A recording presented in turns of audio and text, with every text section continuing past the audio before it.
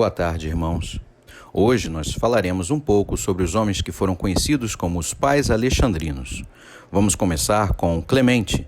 Nasceu como Tito Flávio Clemente em Atenas, no ano de 150, e faleceu na Palestina, no ano de 215.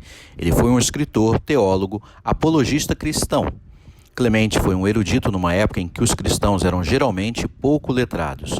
Foi capaz de construir argumentos lógicos convincentes, baseados nas escrituras e na filosofia a favor do cristianismo e contra os gnósticos de Valentim, que estavam baseados em Alexandria, o mais importante centro de atividade intelectual da época, como nós vimos no domingo passado.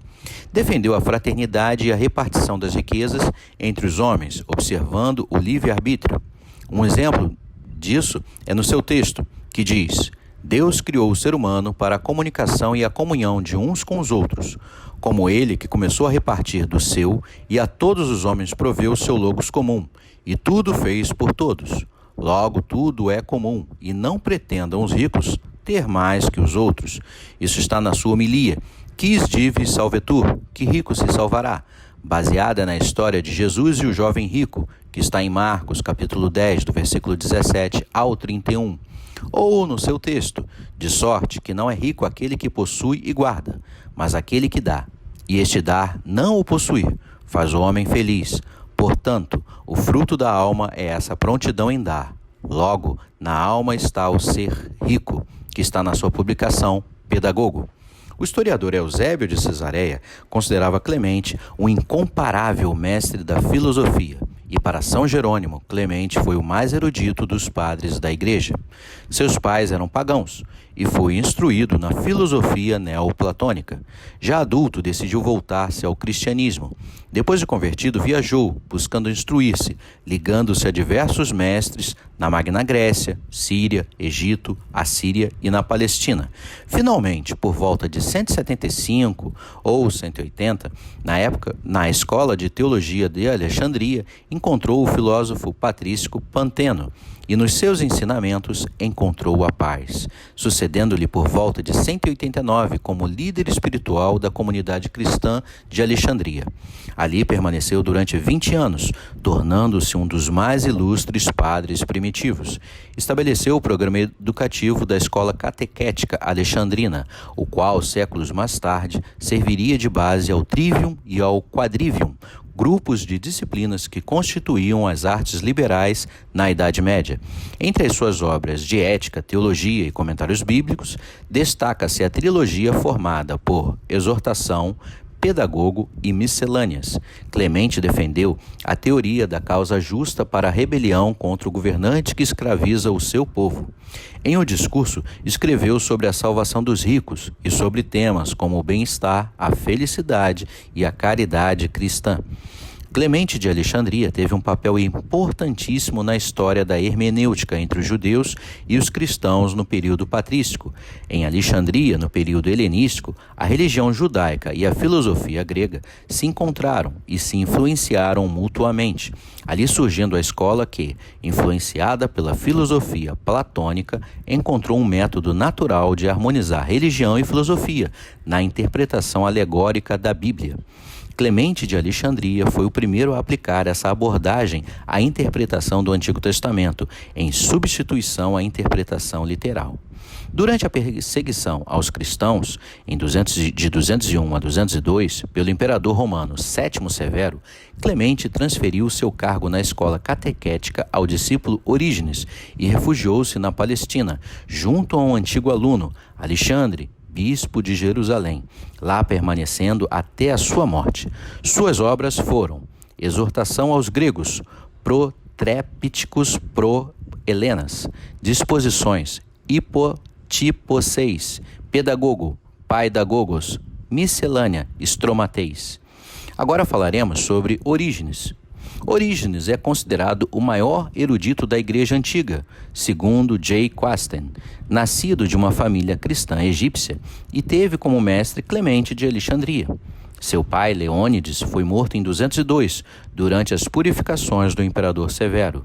Orígenes castrou a si mesmo ao tomar literalmente o capítulo 19, versículo 12 do Evangelho de Mateus. Assumiu em 203 a direção da escola catequética de Alexandria, fundada por um estoico chamado Panteno, que se havia convertido à mensagem de Jesus, atraindo muitos jovens estudantes pelo seu carisma, conhecimento e virtudes pessoais. Depois de ter também frequentado desde 205 a escola de Amônio Sacas, fundador do neoplatonismo e mestre de Plotino, apercebeu-se da necessidade do conhecimento apurado dos grandes filósofos. No decurso de uma viagem à Grécia, no ano de 230, foi ordenado sacerdote na Palestina pelos bispos Alexandre de Jerusalém e Teoctisto de Cesareia. Em 231, Orígenes foi forçado a abandonar Alexandria, devido à animosidade que o bispo Demétrio lhe devotava pelo fato de se ter castrado, e convocou o Concílio de Alexandria em 231. Com esta finalidade. Também contribui para esse fato o de Orígenes ter levado ao extremo a apropriação da filosofia platônica, tendo sido considerado herético. Agora falaremos sobre Atanásio. Atanásio de Alexandria foi o 20º arcebispo de Alexandria. Foi conhecido como Atanásio I de Alexandria, doutor da Igreja e santo da Igreja Católica. Seu episcopado durou 45 anos. Ele foi de 8 de junho de 328 a 2 de maio de 373, dos quais 17 ele passou exilado em 5 ocasiões diferentes e por ordem de 4 diferentes imperadores romanos. Atanásio foi um teólogo cristão, um dos padres da Igreja, um defensor do trinitarismo contra o arianismo e um líder da comunidade de Alexandria no século IV. O conflito contra Ário e seus seguidores, apoiados muitas vezes pela corte em Roma, moldou a carreira de Atanásio. Em 325, com 27 anos, começou a luta contra os arianos como assistente de seu arcebispo, Alexandre, no Concílio de Nicéia, convocado pelo imperador Constantino I entre maio e agosto de 325 para tratar da tese ariana de que o Filho de Deus, Jesus de Nazaré, e Deus Pai seriam de substâncias diferentes. 3 anos depois de Nicéia, Atanásio sucedeu ao seu arcebispo. Além do conflito contra os arianos, que incluía o partido liderado por Eusébio de Nicomédia, ele disputou também contra os imperadores Constantino II, Juliano o Apóstata e Valente, e por isso era conhecido como Atanasius contra Mundum, em latim. Apesar disso, poucos anos depois de sua morte, Gregório de Nazianzo chamou-o de pilar da Igreja. Suas obras foram celebradas por todos os padres da Igreja que vieram depois dele, tanto no Ocidente quanto no Oriente, que ressaltaram sua rica devoção ao Verbo encarnado, sua grande preocupação pastoral e seu profundo interesse no nascente monasticismo. Atanásio aparece entre os 4 grandes doutores da Igreja Oriental e da Igreja Católica Romana. Na ortodoxia, ele é chamado de pai da ortodoxia. Algumas denominações protestantes chamam-no de pai do cânon. Agora falaremos sobre Cirilo. Cirilo de Alexandria, que nasceu entre 375 ou 378 e faleceu em 444. Foi patriarca de Alexandria, quando a cidade estava no auge de sua influência e poder no Império Romano. Um dos padres gregos, Cirilo, escreveu extensivamente e foi protagonista nas controvérsias cristológicas do final do século IV e do século V. Foi uma figura central no primeiro concílio de Éfeso, em 431, que levou à deposição do patriarca Nestório de Constantinopla.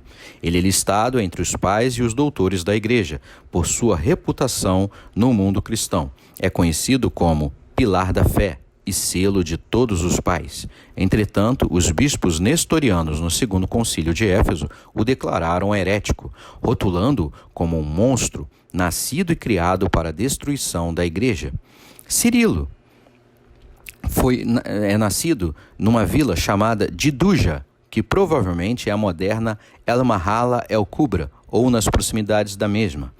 Alguns autores posteriores, especialmente os gregos, apontam Alexandria como sua cidade natal, e várias fontes modernas corroboram para isso. A sua mãe seria natural de Mênfis e passou algum tempo em conventos em Alexandria antes de se casar. Suas obras. Cirilo foi um arcebispo erudito e um escritor prolífico. Nos primeiros anos de sua vida ativa na igreja, escreveu exegeses diversas, entre elas comentários sobre o Antigo Testamento, tesauros e um discurso contra os arianos, comentário sobre o Evangelho de João e os diálogos sobre a Trindade. Embora seja hoje lembrado pelo seu papel no Concílio de Éfeso e pelos eventos tumultuosos de seu patriarcado, é lícito crer que Cirilo imaginava que seus comentários bíblicos seriam seu legado mais relevante.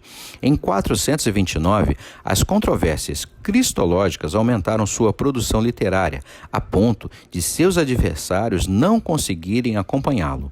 Seus escritos fazem frequentemente alusão às doutrinas dos demais padres da Igreja.